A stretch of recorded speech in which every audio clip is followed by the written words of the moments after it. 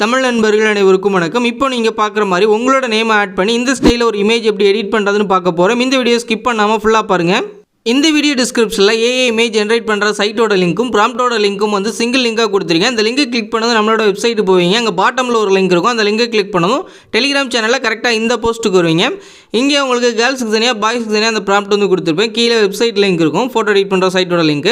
இப்போ ப்ராம்ப்டை காப்பி பண்ணுறதுக்கு அப்படி லாங் ப்ரெஸ் பண்ணுங்கள். லாங் ப்ரெஸ் பண்ண பிறகு மேலே உள்ள இந்த காப்பி ஆப்ஷனை கிளிக் பண்ணி காப்பி பண்ணிவிட்டு கீழே வந்து ஸ்க்ரோல் பண்ணினா வெப்சைட் அப்படின்ற லிங்க் வந்து கிளிக் பண்ணுங்கள்.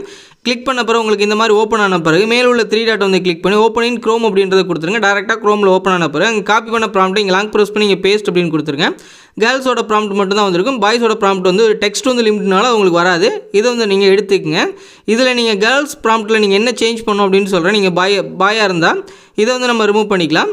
இப்போ இந்த இடத்துல பார்த்தீங்க அப்படின்னா கரெக்டாக இந்த இடத்துல இன்ஸ்டாகிராம் அப்படின்னு இருக்கு பாருங்கள். இந்த இடத்துல நீங்கள் யூடியூப்புக்கோ இல்லை வேறு சோஷியல் மீடியா க்ரியேட் பண்ணுறீங்கன்னா அதை வந்து நீங்கள் சேஞ்ச் பண்ணிங்க. இப்போ இன்ஸ்டாகிராம் பதிலாக யூடியூப்னோட நீங்கள் சேஞ்ச் பண்ணிக்கங்க.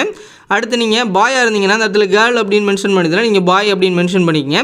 அதே மாதிரி இந்த இடத்துல ஷீ அப்படின்னு போட்டிருக்க பார்த்துங்க. இந்த இடத்துல இந்த எஸ்ஸை மட்டும் எடுத்துகிட்டு ஹீயாக மாற்றிக்கிங்க. இந்த சேஞ்சஸ் பண்ணிவிட்டு கீழே பார்த்தீங்கன்னா இந்த இடத்துல நேம் மட்டும் நீங்கள் சேஞ்ச் பண்ணிங்க. இந்த இடத்துல உங்களோட நேம் வந்து சேஞ்ச் பண்ணி இங்கே க்ரியேட் அப்படின்றத கிளிக் பண்ணிடுங்க. இப்போ நம்மளோட இமேஜ் வந்து எடிட் ஆகி வந்த பிறகு அந்த இமேஜை வந்து வியூ பண்ணுங்கள். இந்த மாதிரி ஒரு 4 இமேஜ் வந்து கிடச்சிருக்கும். உங்களுக்கு எந்த இமேஜ் பிடிச்சிருக்கோ அந்த இமேஜ் வந்து லாங் ப்ரெஸ் பண்ணி டவுன்லோட் இமேஜ் வந்து கொடுத்துட்டு ஆல்ரெடி டவுன்லோட் பண்ணால் டவுன்லோட் அகைன் வந்து கொடுத்துறேன். சேவ் ஆயிடுச்சு.